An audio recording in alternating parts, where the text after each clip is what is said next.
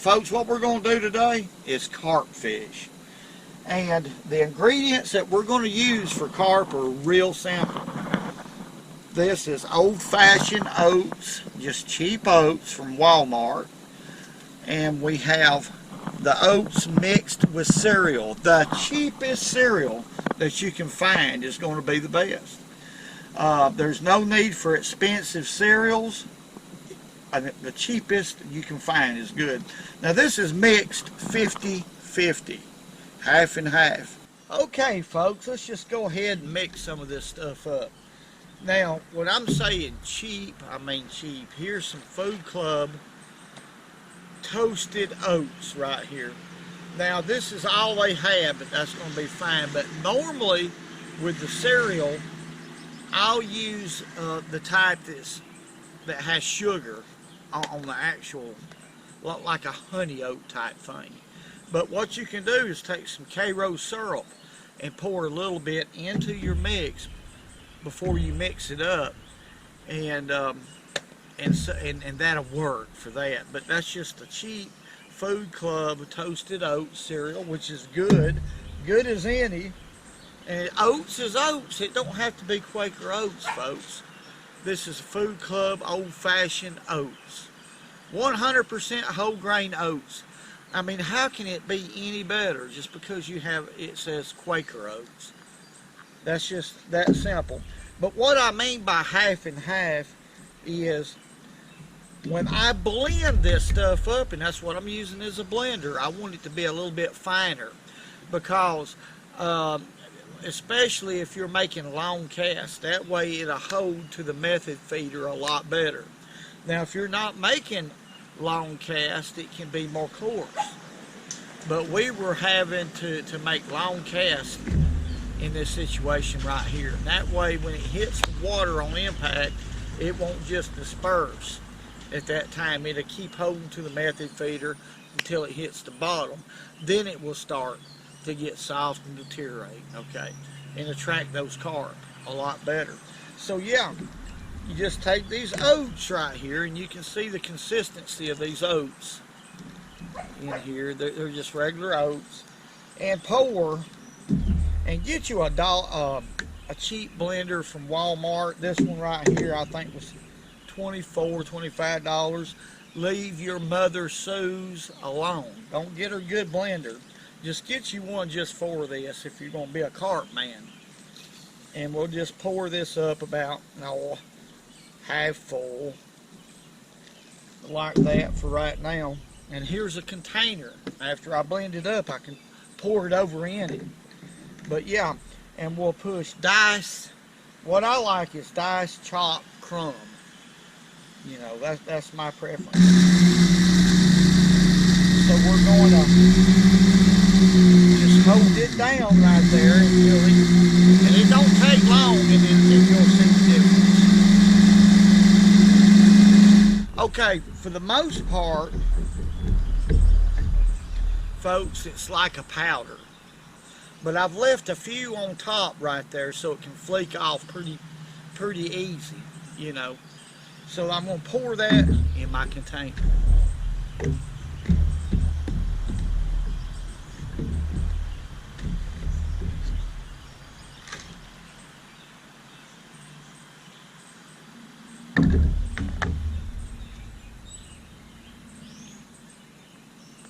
Okay, now this is what I'm going to mix it up in. If y'all can see, that's probably approximately about an inch from the bottom right there. What I want to do is make sure with this cereal that I have about an inch too, and that's what I'm calling a 50-50 mix. Now, as far as ratio, it takes a little bit more of this cereal than it does the oats, because the oats are much more dense and compact. But the reason for the cereal is because it makes it stick on too. This pack bait that I'm making, I'm wanting it to really stick so we can make those long casts, so it don't just come off the feeder before it hits the bottom. Okay, let's mix this up.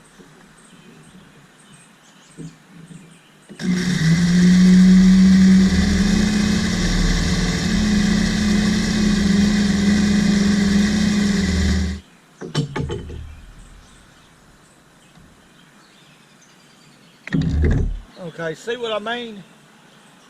See the difference in the color? The top layer is the cereal. So I'm going to have to put some more cereal in there. It ain't no problem, but I'll do that. So I get about a 50-50. Then I'll start back over with the oats again. Then I'll mix them together. Now I'm leaving a few pieces of cereal intact because, like I said, it don't matter. Right here. Okay. Let's see how that worked out. Now you can see the layers. That's pretty close to a 50-50 mix.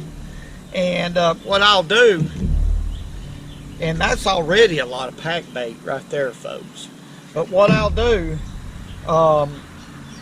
is just go ahead and use all this up that I can and pour it into a bigger container. We have the oats mixed with cereal. The next ingredient we're going to use is taters, sweet taters. Now, sweet potatoes happens to be one of the best scents for carp. The next ingredient, the third ingredient, is nothing but bread. Now, this bread right here is for this reason here. If I were to mix this mix too loosely, it won't stay on the feeder. It just won't do it. So this bread is to throw a couple pieces in, mix it in, and it will soak it up to give it a Play-Doh type consistency, which is what you want. Now what we're going to do is just dump all of it at one time. And you can see right off the bat it's kind of like Cheerios, but not. It's just a cheap type cereal. Very, very important. Get it at Walmart. The next ingredient is going to be these sweet taters, these yams. Nothing like a sweet tater. Then we'll start mixing. We'll just mash all these taters up.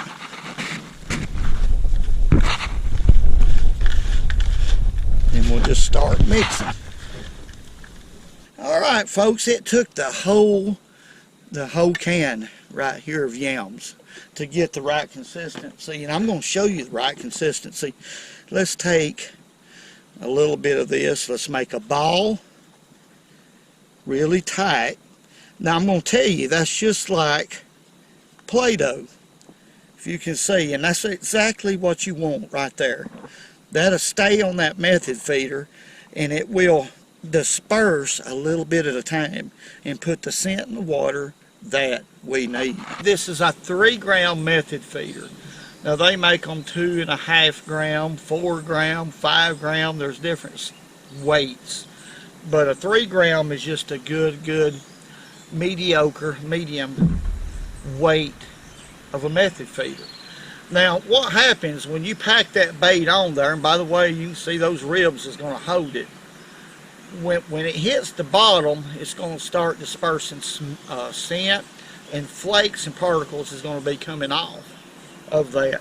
Now right here on the end of this size 6 hook, and that leader is about 3.5 inches long. I wouldn't go over, personally, 4 inches is enough. You want your bait to be very close to the chum, and then we're going to call that pack bait chum because that's what it is. I don't bother. I don't think it's necessary to take your hook and stick it in there. Now on this hook we're going to have about 3 or 4 pieces of corn. Now what we're going to do with this pack bait, there's the piece I'm going to use. We're just going to go around it like this and just pack it around right here. You don't want too much of it because it don't cast very well if you put too much, but that's about right there. But pack it on there really hard, and that's not going to go anywhere. When we make a cast, it's going to stay together. Alright, now this is a size 6 Gamakatsu hook, carp hook, with about a 3-inch leader right here. The reason why a 3-inch, you don't want it too long, because in the cast, when you make the actual cast, this hook could wrap around the main line and cause you problems. That's going to result in a missed fish. Okay, so we done that. Let's go ahead and take us some corn. And what we're going to do is use about 3 kernels of corn. And we're going to bake this up. Okay. Now what you want to do right here is bait it up like this. This is what we do. Barely stick it right there. And let the corn stick away from the barb, away from the hook point, excuse me. The reason for that, you don't want that corn to interfere with the hook set. You'll get a better hookup ratio like this. And then we'll put 3. 3 should be plenty. Just like that right there. And that's really all there are to it. Alright folks, we're fixing to cast this out right here. Now what we have right here, this is a 4,000 size spinning reel loaded with 8-pound test mono. Now the reason for the mono is you want that stretch. Carp is a very powerful fish, and their mouth is very, very soft. A carp's mouth will tear very easily. So you want a reel that has a very smooth drag system and a rod that's appropriate, that has a lot of flex, a lot of bend. This is a 7-foot ugly stick. Alright, we're going to launch this bait on out here, and we're going to do it in a fact to keep it from coming off. Even though that mix is perfect, we're going to lob it, just a lob and cast.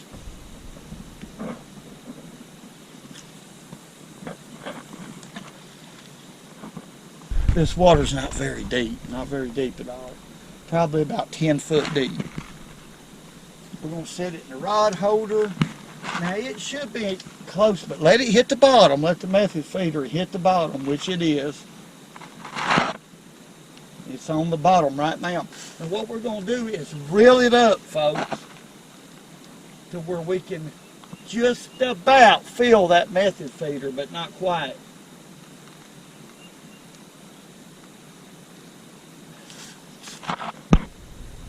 And we're going to leave a little bow in it. A little bit of bow. Folks, I want y'all to look at that. Let's pick up. This is a big fish right here. This is a big carp. My. Now y'all seen that, didn't you? I'm just going to hold my rod tip up. And he's moving over towards the right. Carp are very, very, very strong. Strong fish. Now he's coming back towards the boat. And they can come back towards the boat quick. I mean, you have to just keep a tight line. When he beelines back towards the boat, you need to be catching up with him. And keep your line tight. I can feel them head shakes. Golly. Now this kind of fishing right here, all a person has to do is catch a couple carp, and they'll think in their mind, why in the world haven't I been doing this? It's not all about bass or crappie or bluegill or just big catfish. I mean, this fish right here, like I said, is a powerful, powerful fish. In fact, a carp reminds me a lot of a redfish in saltwater. I've caught a lot of big redfish, and they pull just about like a redfish. A bull red. My arm went numb. He's a good one, you know what I mean? We may get a glimpse of him right here in just a little bit. Pretty quick. He's kind of close to the surface right now. Yeah, there he is right there. Oh my. Woo! Y'all seeing this? Now this is what I'm talking about. This is sporty. This is a sporty deal right here. My. What a carp.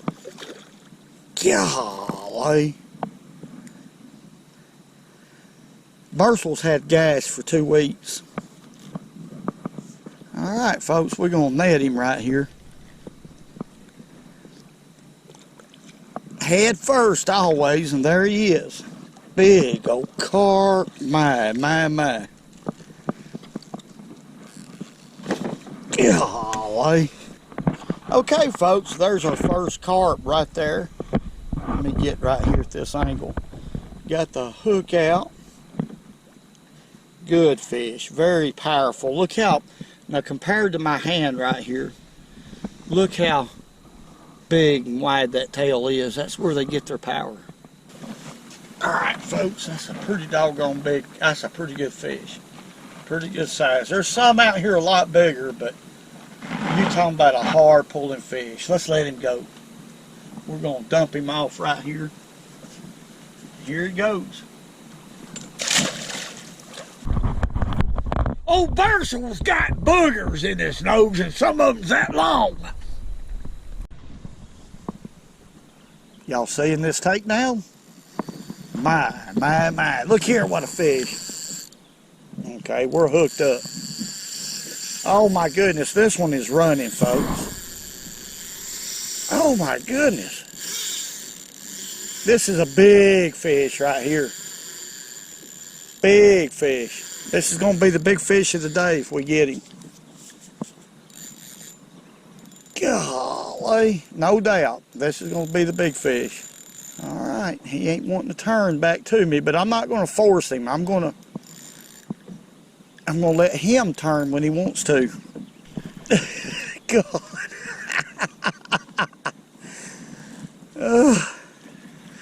Oh, me, folks, this is a lot of fun. All right, he's finally coming my way now. I'm gaining line. We got another carp right here, folks. There we go. Okay, we getting this one close. Now, we got a fish on this one. I can't do anything about it right now. So I'm just going to focus on this one fish, because I don't have any choice. This is a good one, too. And this fish right here is still hooked, so we're okay right now so far. Oh, this is a big carp right here. My goodness, looky here, what a fish.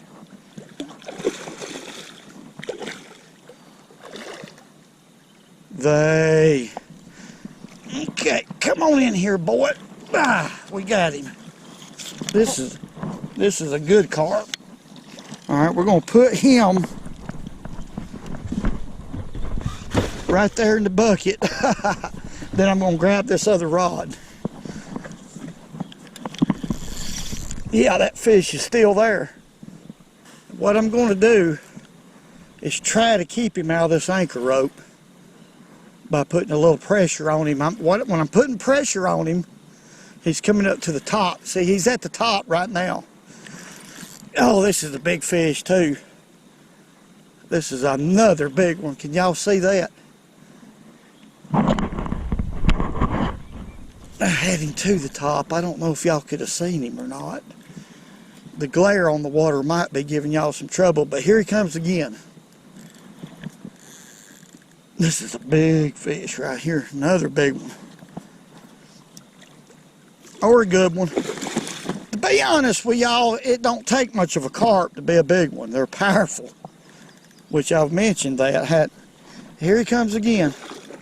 Looks just like a big red fish to me. Okay, come here, boy. There we go.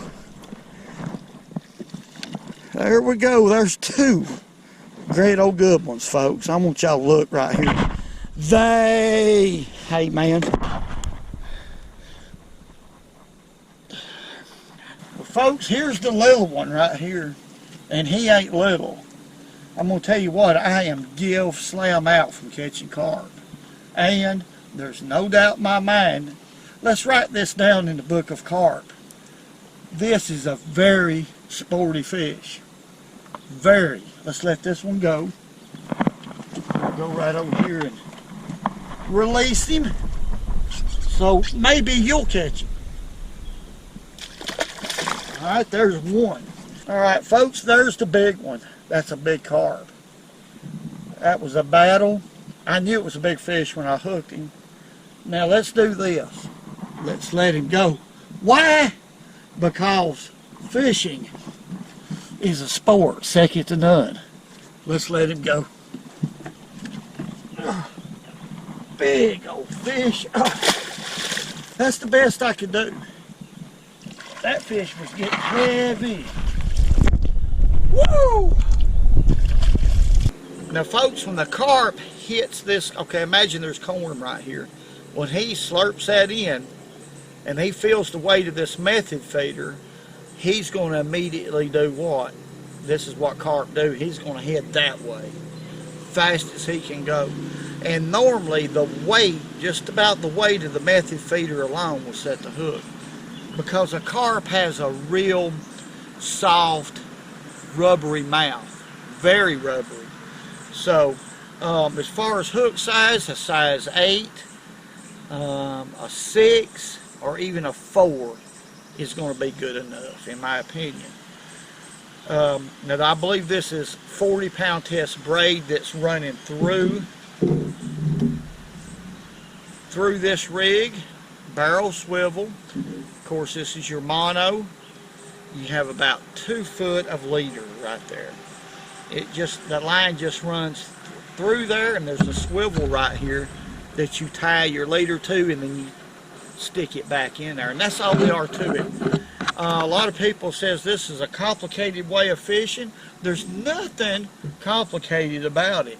It's simple, and it's a very effective technique. Now folks, there ain't but one thing to do, and that's catch another. I want y'all to look right here. Yet another fish. Oh my, my, my. Alright, this fish, each and every one of these carp, folks, they fight just a little bit different. This one right here, and my drag's set pretty tight, but it don't seem to make any difference. I can't really go too much tighter with my drag. They make a strong run. That first run is real strong. Okay, now he's coming back to me just a little bit. But here in this area where we're fishing, there's not really a whole lot for him to wrap around where he's fighting. The only dangers is when you get them close to the boat, around our anchor ropes. That's where you have to really watch it right there. But this fish was going right, now he's coming back left. So you can't predict which way they're going to go. I'm going to tell y'all what, and I want y'all to listen real close. I wish y'all was here with me. Y'all will not believe how hard this fish is pulling. I'm going to tell you the problems that Bursell has had for the last 2 or 3 weeks. For some reason, Bursell don't want to eat anything but pinto beans. Okay? That's all he wants to eat. I don't know if he's going through the change of life or what. He's in his 50s. But that's all he does is he eats beans and he drinks buttermilk with them. I love Bursell, one of my best friends. However, it's getting to where I can't stay around him too much. It's terrible, folks. And I'm not going to go into details, but it don't take a mental heavyweight to figure out what I'm talking about. Okay, I'm not going to say any more about Bursell, but it's terrible. This is a big, heavy fish right here. Oh, my, my, my.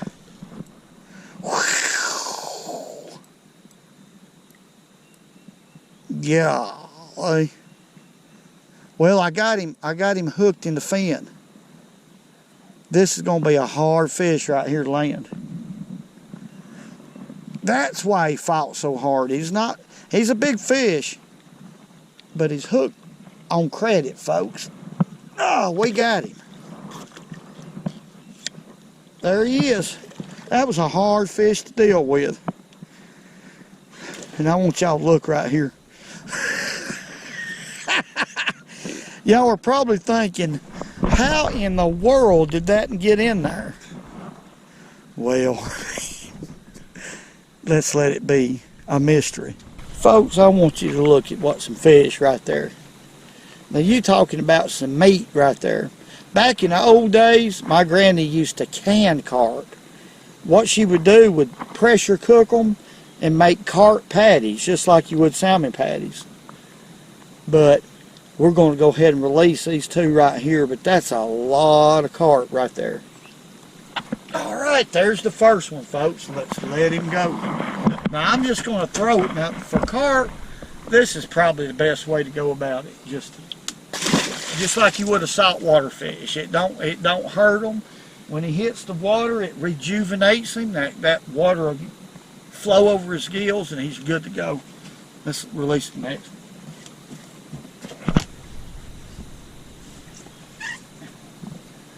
Same thing. Nice fish. And that's all there are to it. Whoa. Whoa. You know, folks, there's no doubt in my mind when it comes to using a simple method feeder and a good pack bait and corn, there's no doubt you're going to catch a lot of carp. Carp is the type of fish that will just keep biting all summer long. They're not like a lot of fish that will slow down as the water temperatures rise. These fish, it don't make any difference. They will consistently bite all summer long. Easy fish to catch, and they get big, real big. Very powerful fish. So, if y'all enjoyed this carp fishing video, which I've had a lot of requests over the years to make carp fishing videos, let me know in the comments, because there's a lot of different ways and techniques to catch carp.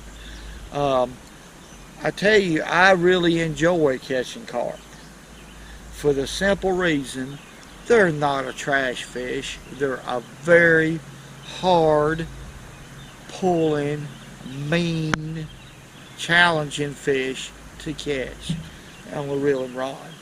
I want to say God bless each and every one of y'all. Thank y'all for all the great comments. Everything y'all do is appreciated. I guarantee you that. Still can't believe someone took my boat from the ramp. I left the boat for 2 minutes to go get my coffee from the truck. I come back and my boat is gone. All day I've been looking for my... Hey! Hey! Hey! That's my boat! Hey! Hey! Wait! Wait! Who's this? Hey! Come here! And remember, go fishing when you can, because it's good food.